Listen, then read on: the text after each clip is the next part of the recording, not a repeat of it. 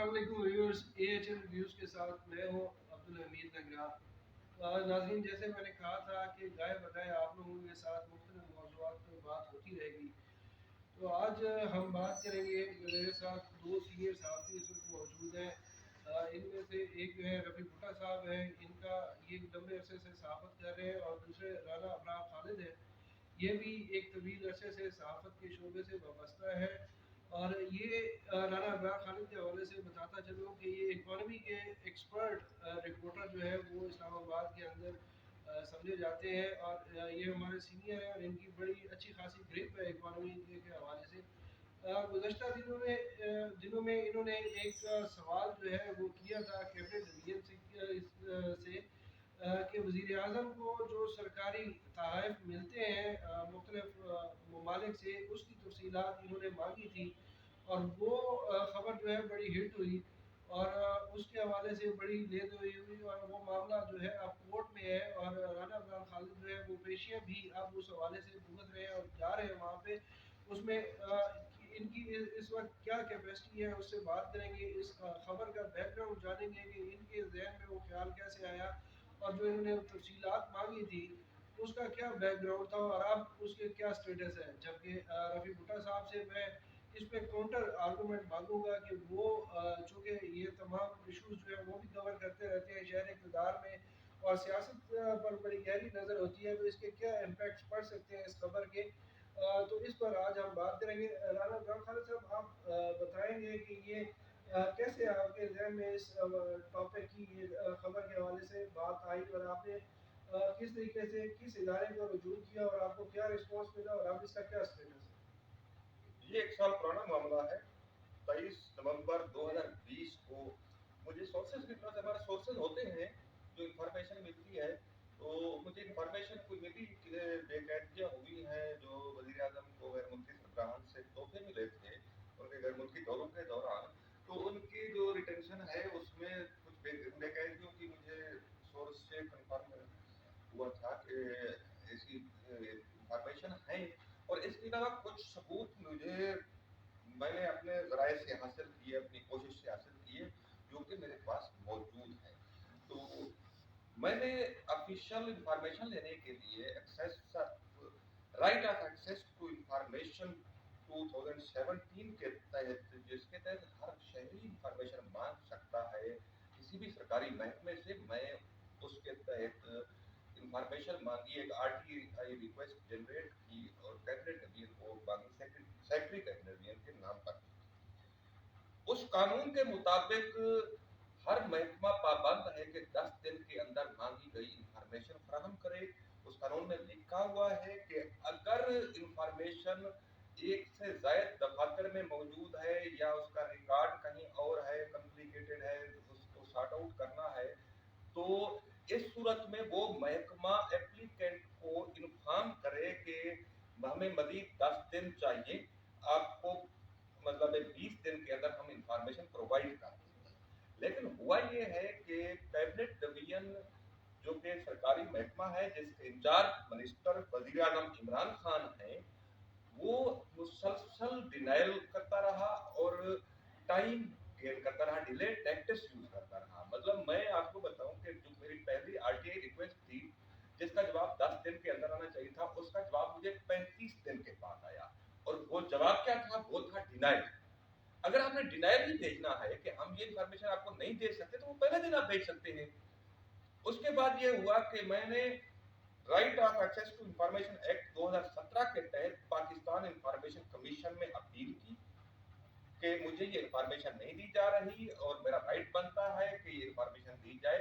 मेरे मौक़िफ़ को तस्लीम करते हुए 17 जनवरी 2021 को पाकिस्तान इंफॉर्मेशन कमीशन ने एक डिटेल फैसला जारी किया कि अपील इज अलाउड, और जो मांगी गई इंफॉर्मेशन है वो सारी की सारी जिस तरह ये मांग रहे हैं इनको प्रोवाइड कर दी जाए 10 वर्किंग डेज में। फिर वही हुआ कि कैबिनेट डिवीजन ने उसका कोई जवाब ही नहीं दिया।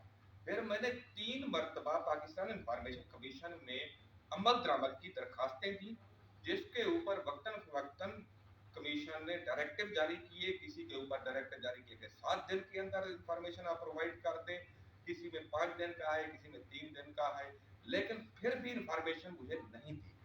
उसके बाद ये हुआ कि मैंने right of access to information act 2017 के तहत कंटेम्प्ट ऑफ कोर्ट की एप्लीकेशन फाइल कर दी पाकिस्तान इंफॉर्मेशन कमीशन में। पाकिस्तान इंफॉर्मेशन कमीशन इस कानून के तहत तौहीन अदालत की दरखास्त सुन सकता है और इंफॉर्मेशन ना देने वाले, डिनाइल करने वाले ऑफिसर को 6 माह से 2 साल तक की सजा कैद की दे सकता है और 50,000 रुपए से लेकर 5 लाख रुपए तक जुर्माना भी कर सकता है। उसका शोकाज नोटिस जारी हुआ और 8 जुलाई 2021 को कंटेम्प्ट की हेयरिंग हुई और डिप्टी सेक्रेटरी हैं मोहम्मद आहद, जो कि तोशाखाना के इंचार्ज हैं, वो पेश हुए और एक फेक डॉक्यूमेंट लिफाफे में बंद करके देकर चले गए कि ये जो मांगी गई इंफॉर्मेशन है ये इसमें है। जब मैं पहुंचा तो वो लिफाफा खोला गया और उसकी कॉपी मुझे दी गई, तो मैंने उसको पढ़ा तो मैंने कहा कि ये तो मेरे सवालों के साथ ताल्लुक ही नहीं रखती है, ये तो आपको धोखा देकर किया है और मैंने तो सिर्फ कंटेम्प्ट का कानून के मुताबिक सिर्फ इन्फॉर्म किया है।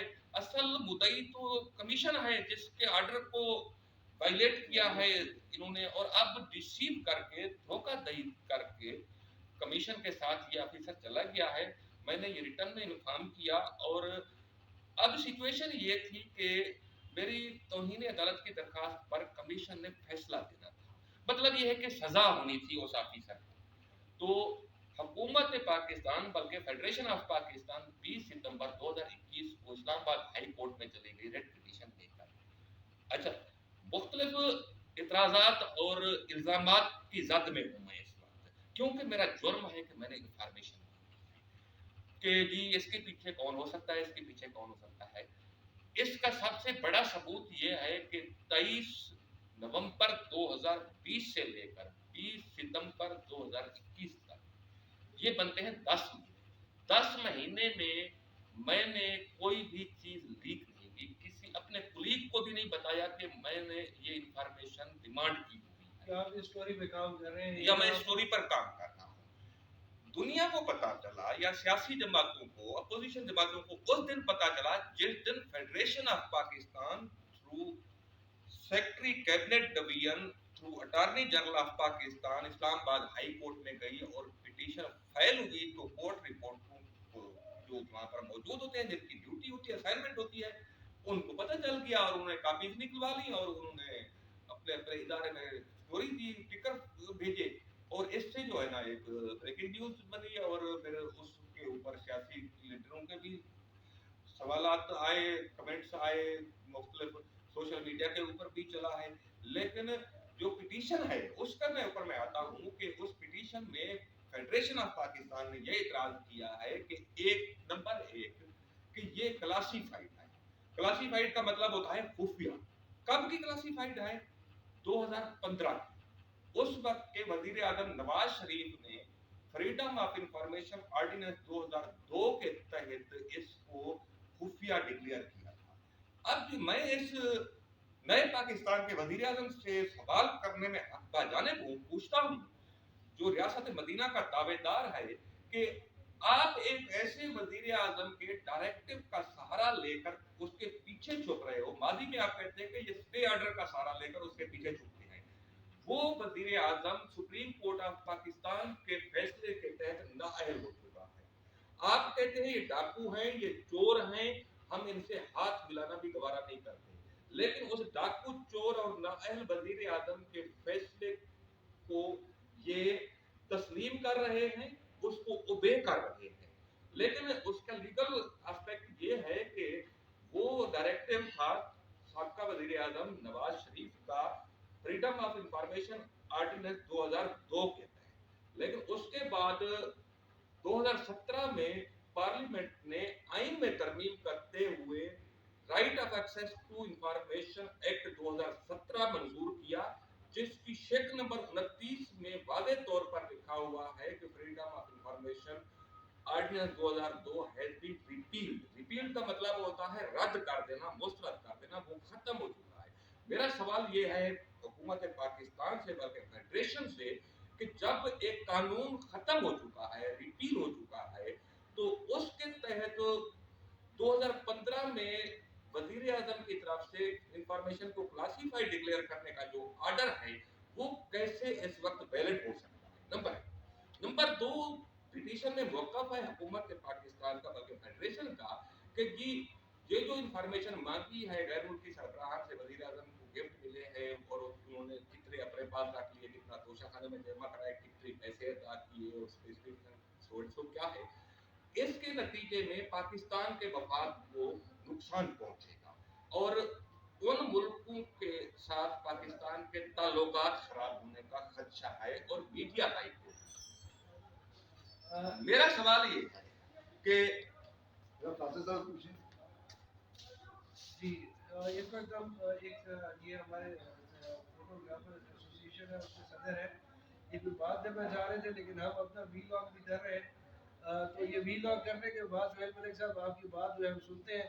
राना साहब आप कंटिन्यू रखें जो आप मुद्दा बयान कर रहे हैं। मेरा क्वेश्चन ये है, मेरा पॉइंट ये है कि आपने जब इंफॉर्मेशन नहीं दी तो उसके नतीजे में जो मीडिया हाइप हुई, जो सोशल मीडिया हाइप हुई, वो सब जानते हैं। लोग ने कहानियां घड़नी शुरू कर दी कि जी फलाने मुल्क के बादशाह ने घड़ी दी थी, उसको बेचा गया, जो कोई हार था या कोई सोने का ऊंट था, फला फला फला कहानियां। मैं आज आपके सामने बैठा हूं, मैंने आज तक ऐसा कोई अंदाजा भी जाहिर नहीं किया कि क्या गिफ्ट हो सकता है, हालांकि मेरे पास इंफॉर्मेशन है और सबूत भी है, तो उसके बावजूद मैंने कोई ऐसी खबर नहीं दी। लेकिन लोगों ने अपने अपने तौर पर कहानियां गढ़नी शुरू कर दी। और ये बता दूं कि ये सारी बेसलेस हैं, ये इनकरेक्ट है, ये ऐसी कोई चीज नहीं है, जो चीजें हैं वो कोई और है। मगर मैं जो कह रहा था कि इंफॉर्मेशन जब नहीं दी जाती, दुरुस्त इंफॉर्मेशन, तब मीडिया हाइप होती है, जब इंफॉर्मेशन दे दी जाती है तब मीडिया हाइप नहीं होती। दूसरी बात यह है कि ये कहते पाकिस्तान के मफाद को नुकसान, तो पाकिस्तान के मफाद क्या है इसका फैसला कौन करेगा? क्या ग्रेड 19 का एक डिप्टी सेक्रेटरी करेगा, जिसको हमारा सीनियर दोस्त रऊफ खलासा साहब जकूटा जिन कहते हैं?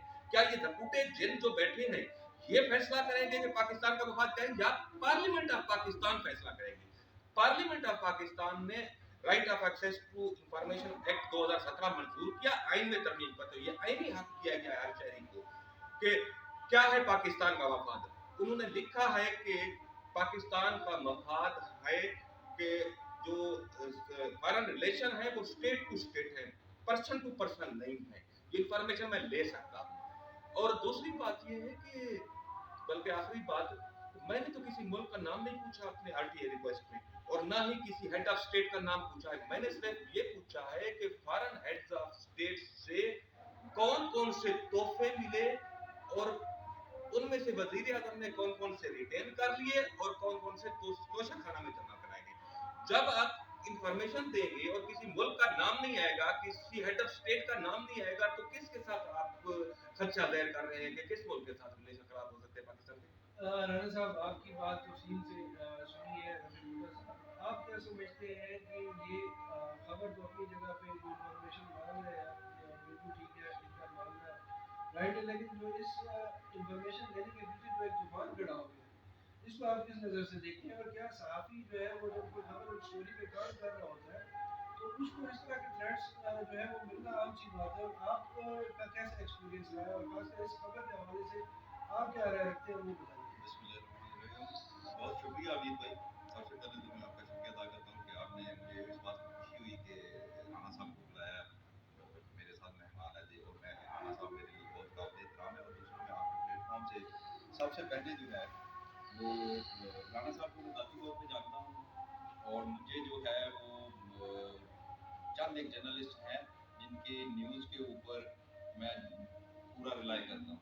मुझे एविडेंस की ज़रूरत पेश आती है, मुझे पता है कि ये बंदा ईमानदारी से मेहनत से काम करता है। आपके प्लेटफॉर्म से जो है वो मैं शदीद मजम्मत करता हूँ इस स्टोरी के बाद जो राणा साहब के साथ एक हमारे वफाकी इदारे का सलूक हमें देखने को मिला, इंतहाई काबिल वो मजम्मत है और बहुत अफसोस हुआ। और मैं उस इदारे को मैसेज करना चाहता हूँ कि हम राणा साहब के साथ हैं और राणा साहब को आप अकेले मत समझिए।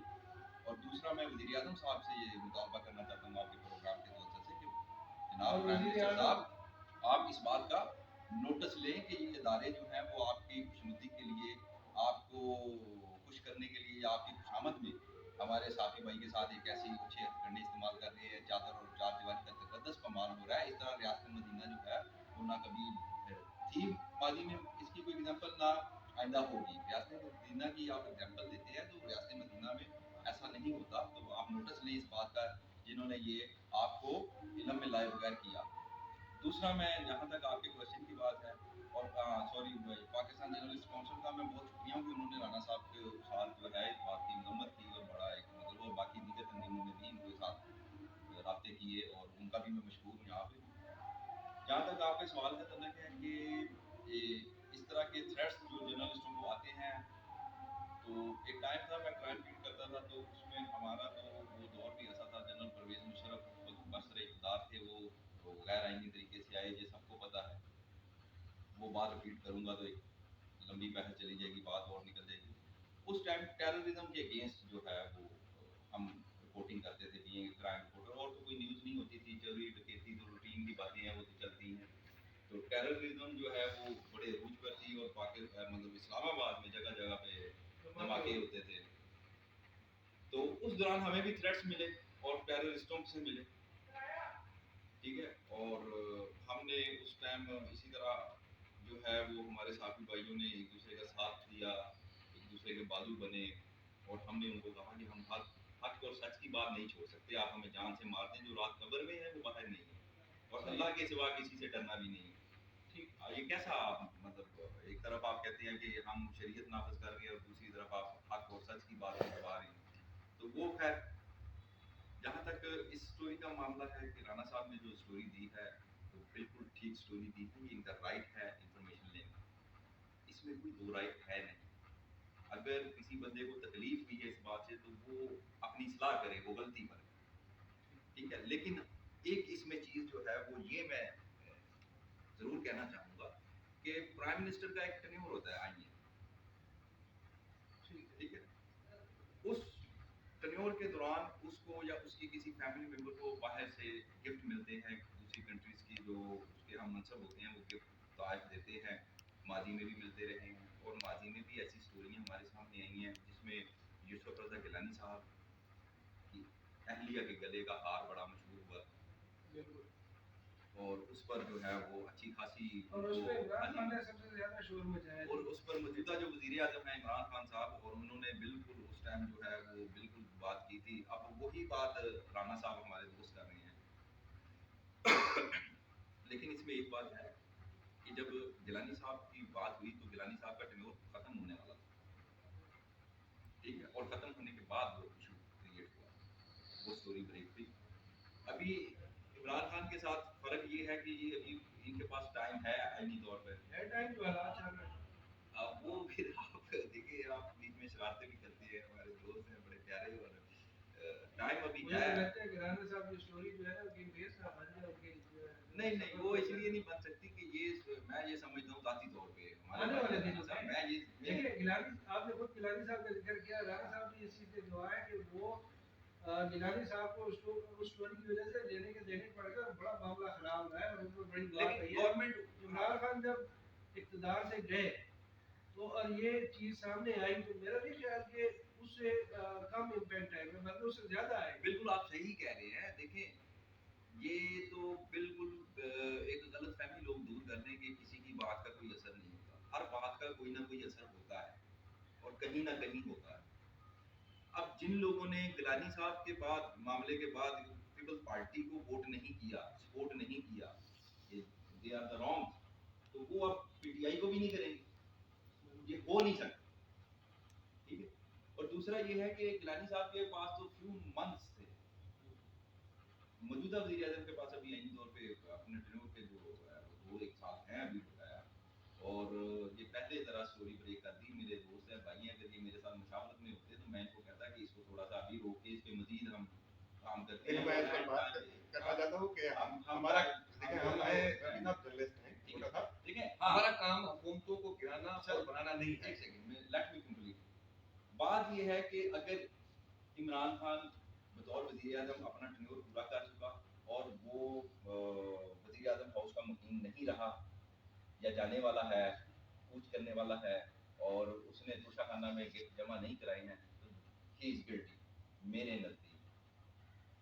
ابھی دیکھیں ابھی تو ان کا ٹائم ہے, ان کو گفٹ ملا ہے تو انہوں نے کب انجوائے کرنا ہے, مجھے اس سوال کا جواب نہیں, مجھے آپ ایک چیز بتائیں, عمران خان صاحب, بارہ صاحب, آپ کو یاد ہوگا کہ کنٹینر پہ بھی کھڑے ہو کے اور بڑا جب اپوزیشن میں تھے تو بڑا شور مچاتے تھے کہ نواز شریف وہ کھا گیا, وہ گڑی لے گیا, وہ یہ ہو گیا, فلاں ہو گیا. بھائی گھر کا ایک وکیل اگر غلط کام کر رہا ہو اور گھر کا دوسرا وکیل اسے کچھ پوچھتا ہے تو بتانے میں کیا حرج ہے؟ پاکستان ہمارا گھر ہے, عمران خان اس وقت گھر کے بڑے ہیں, اگر ان سے کچھ کوئی چیز ہوئی ہے اور رانا صاحب ایک سوال ان سے پوچھ رہے ہیں کہ یہ بتا دیں, جو ماضی میں وہ اپنے بیانات دیتے رہے ہیں ان بیانات کو اپنے سامنے رکھتے ہوئے اگر یہ جواب وہ دے دیتے یہ مسئلہ ہی پیدا نہ ہوتا. یہاں اور میں شاید خبری نہ بن پاتی. میں آپ کو بتاتا ہوں, اب ہمارا ایک معاشرتی المیہ ہے. معاشرتی المیہ یہ ہے کہ ہمیں پڑھایا جاتا ہے کہ حضرت عمر خلیفہ وقت تھے, حضرت عمر رضی اللہ تعالیٰ عنہ, اور وہ مسجد میں جب انہوں نے وہ بیت المال سے ملنے والی چادر کا لباس زیب تن کیا اور جمعے کے دن خطبہ کرنے آئے تو وہاں پہ ایک نمازی نے سوال اٹھا دیا. ایک صحابی نے کہا جی کہ آپ کا تو قد دراز ہے, آپ کا ایک چادر میں جو ہے وہ بن ہی نہیں سکتا, تو آپ نے کیسے یہ لباس بنایا, دوسری چادر آپ نے ایکسٹرا لی ہے تو بنایا آپ کا. تو وہ خلیفہ وقت تھے, ٹھیک ہے, اور اللہ تعالیٰ ہمیں سعادت دے, ہدایت دے کہ ہم ان جیسے بنے. لیکن اب ہم پڑھتے تو یہ ہیں اور توقع بھی یہی کرتے ہیں, اور لیکن یہ ہمارا ایک المیہ ہے کہ ہم توقع کر لیتے ہیں رفیع صاحب بھٹا سے, رانا ابراز صاحب سے, حمید لنگرا صاحب سے کہ یہ وہ والا رول ہمیں دکھائیں گے. نہیں, یہ نہیں ہو سکتا, اس کے لیے بڑی اصلاح کی ضرورت ہے. رانا صاحب, اب یہ جو باتیں کر رہے ہیں آپ مجھے ایک چیز بتائیے گا کہ عمران خان ساری باتیں یہی کرتے ہیں, سارے حوالے دیتے ہیں, لیکن ان کی جتنے ایکشن ہیں وہ اپنے ہی الفاظ کے الٹ ہوتے یہ باتیں کرتے ہیں. آج کورٹ میں بھی یہی باتیں ہوئی ہیں. آج اس کیس کی ہیئرنگ تھی اسلام آباد ہائی کورٹ میں آنریبل جج میاں جسٹس میاں غلام رمزیب صاحب کے پاس, اور انہوں نے بھی یہی کہا کہ یہ جو تحائف ملتے ہیں یہ کسی ذاتی حیثیت میں کسی کو نہیں ملتے بلکہ عہدے کو ملتے ہیں. اور دوسرے ملکوں میں یہ ہوتا ہے کہ جو تحائف ملتے ہیں ان کو میوزیم میں رکھا جاتا ہے, لوگ دیکھتے ہیں. یہ دراصل ایک خارجہ پالیسی کی ساختمت پیدا کرنے کے لیے ہوتا ہے کہ لوگ جا کر دیکھتے ہیں میوزیم میں ساتھ میں اس کے لگا ہوتا ہے ٹیگ کہ یہ فلانے ہیڈ آف اسٹیٹ نے دیا تھا پاکستان کے وزیر اعظم کو, تو اس ملک کے بارے میں لوگوں کا اچھا تاثر پیدا ہوتا ہے. لیکن بدقسمتی یہاں یہ ہے کہ جو بھی تحائف ملتے ہیں ہمارے ڈگنیٹریز کو, وزیر اعظم کو, صدر مملکت کو یا منسٹروں کو, وہ خود رکھ لیتے ہیں. بے شک اس کا قانون ہے رکھنے کا, لیکن یہ قانون اخلاقی طور پر درست نہیں ہے کیونکہ دوسرے ترقی یافتہ ملکوں میں میرے بھائی نے بات کلیئر کر دی, یہ میوزیم میں رکھا قانون جاتا ہے. ہے رکھنے کا, اور پہلی بات انہوں نے خود کلیئر کر دی کہ یہ جو تحائف ملتے ہیں یہ عہدوں کو ملتے ہیں, عہدوں کو ملتے ہیں. اب وہ عہدہ چھوڑ کے اگر وہ استعمال کر رہا ہے کوئی بھی, نہیں, میں عمران خان میں ہو آپ یا کو یوسف بھی رضا چھوڑا گیلانی نہیں ہو ہے. یا کوئی بھی ہو, بھٹو صاحب ایک منٹ وہ میرے وہ پاس غلط ہے. نہیں, بھٹو صاحب ایک منٹ بھائی عہدہ ان کے پاس ہے, عہدے کو پیشوا ملا ہے, اور عہدے میری بات سن لیں, آپ میری بات مکمل ہو گئی. آپ نے ایک واقعہ بتایا ہے, میں آپ کو ایک حضرت عمر کا واقعہ بتاتا ہوں, آپ کو کتاب بھی پیش کر دوں گا کہ حضرت عمر کا دور تھا, مصر فتح ہوا تو ایک صحابی کو مصر کا گورنر بنایا گیا. جب وہ گورنر بنے تو وہاں کے جو قبیلی سردار تھے, لینڈ لارڈ تھے, انہوں نے بڑے بڑے قیمتی تحائف پیش کیے گورنر کو, اور اس کی اطلاع حضرت عمر تک خلیفہ وقت تک جب پہنچی تو انہوں نے کیا کیا کہ اس گورنر کو ہٹا کر بکریاں چرانے پر لگا دیا سزا کے طور پر. 6 مہینے وہ بکریاں چراتے رہے وہ صحابی. اس کے بعد وہ بکریاں چرا رہے تھے جہاں پر خلیفہ وقت حضرت عمر پہنچے اور ان سے کہا کہ اب بتاؤ تم تحفہ ملا ہے اس 6 مہینے کے دوران؟ انہوں نے کہا کہ نہیں ملا. انہوں نے کہا کہ یہ تمہیں نہیں دے رہے تھے, یہ تمہارے عہدے کو دے رہے تھے. یہ بات کلیئر ہونی چاہیے کہ یہ عہدے کو ملتے ہیں اور دوسرے ملکوں میں یہ میوزیم میں ایگزیبٹ ہوتا ہے. جہاں تک قانون کی بات ہے, قانون یوسف رضا گیلانی صاحب کے وقت بھی تھا تحفہ اپنے پاس رکھنے کا, اور قانون عمران خان کے وقت بھی ہے. میرے سوالات کیا ہیں؟ میرے سوالات ہیں 5. وہ سوالات یہ ہیں, نمبر 1, ایک مخصوص ٹائم میں 18 اگست 2018 سے لے کر 31 اکتوبر 2020 کے دوران غیر ملکی سربراہان مملکت نے وزیر اعظم عمران خان کو کون کون سے تحفے دیے؟ ان تحفوں کی اسپیسیفکیشن کیا ہے؟ اگر کوئی گاڑی ہے تو اس کا انجن نمبر اور چیسس نمبر کیا ہے؟ تیسرا سوال یہ ہے کہ یہ ان तोहफों में से कितने तोहफे वजीर आजम इमरान खान ने कानून के मुताबिक अपने पास रख लिए, इसको कहते हैं कानून में रिटेन कर लिए, और कितने तोहफे तोशाखाना में जमा करवाए। नंबर 4 ये सवाल है कि वजीर आजम इमरान खान ने जो तोहफे रिटेन किए हैं उनके कितने पैसे बतौर कीमत सरकारी खजाने में जमा कराए। 5वां मेरा सवाल ये है कि जो रकम वजीर आजम की तरफ से जमा करवाई गई है वो किस account number, branch name, bank name के साथ सरकारी खजाने में ट्रांसफर हुई है, ये बता दिया जाए। ये मेरे सवालात हैं, मैंने कब कहा है कि गलत है। बाकी जहां तक बात है, हम साथी हैं, हमारा काम होता है खबर देना, जब खबर मिलती है हम उसी वक्त खबर को डिले करना जर्द सहाफत समझा जाता है। जब खबर मिले हमारा काम खबर देना है, हमारा काम हुकूमत ने गिराना या बनाना नहीं है, वज़ीर आज़म लाना या वज़ीर आज़म हटाना हमारा काम नहीं है। येलो जर्नलिज्म नहीं समझा जाता। ये मतलब मैं इससे ये इख्तिलाफ करता हूं। लेकिन मेरी बात सुने, मेरी बात नहीं मेरी बात सुने। आप क्राइम रिपोर्टर हैं, अगर एक बंदे को फांसी का फैसला हुआ है, अगर मुझे खबर मिली है कि ये इसका एक एविडेंस क्या है और वो खबर मैंने होल्ड कर ली है, बंदे को फांसी हो गई है, इसको जर्द सहाफत कहेंगे कि नहीं कहेंगे? बात ये है कि सरकारी इदारों में पूरी दुनिया में आप चले जाए, किसी भी मुल्क में, ठीक है, ये मैं चैलेंज करता हूँ, समझे आप, कि पूरी दुनिया में आप चले जाएं, किसी भी मुल्क में चले जाएं, सरकारी महकमों के जो काम है वो एक टाइम टेकिंग प्रोसेस होता है। वो क्यों होता है? क्योंकि रियासती इदारे एक सेकंड कानून में दिया गया है 10 दिन का टाइम। कंप्लीट नहीं कंप्लीट क्या करेंगे, कानून में 10 दिन का टाइम दिया गया है जनाब। बात ये है कि जिम्मेदार होते हैं रियासती इदारे, वो खाला जी का घर नहीं होता कि आपने आगे पूछ लिया एक चीज तो फौरी जनाब सब कुछ छोड़ के रियासत के सारे मामला छोड़ के आपके सामने हाथ बांध के वो हम जवाबदेह खड़े हो जाएं।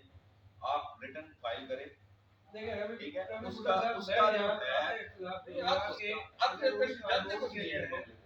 कि उस कानून के तहत अगर एक टाइम फ्रेम दिया गया है कि इतने दिनों के अंदर जवाब देना है, मैं सिर्फ ये कह रहा हूँ कि अगर नेट से तो दिखा सकते हैं ना, आपको हाई कोर्ट को दिखाया है ना, 20 दिनों में इन सवालों इसके लिए जो है वो सारा मामला छोड़ के तो पहले इसको देखा जाए। यही कहता है अगर देखिए गिलानी तोहफे लेता था वो बड़ा इशू था, नवाज शरीफ तोहफे लेता था वो बड़ा इशू था। नहीं वो मेरी तोहफे लेना बड़ा नहीं है, तोहफे लेना इशू है ही नहीं अमीर भाई। रफी साहब इशू ये है कि आप ओहदा छोड़ के उसका इस्तेमाल कर रहे हैं। गिलानी साहब आप मेरी बात सुन लें कि जो आपको पता है कि वो कानून क्या कहता है, मतलब यहाँ पर ना मेरे ख्याल में आपको मैं इंफॉर्मेशन दे रहा हूँ कि वो कानून क्या कहता है। Right of access to information act 2017 ये आइन में तरमीम करके बनाया गया है।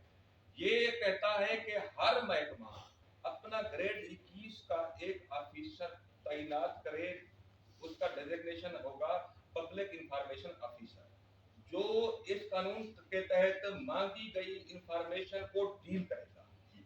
Public information officer additional secretary बनता है और उसका पहला काम ये होता है कि सब काम छोड़कर वो इंफॉर्मेशन इकट्ठी करके थी।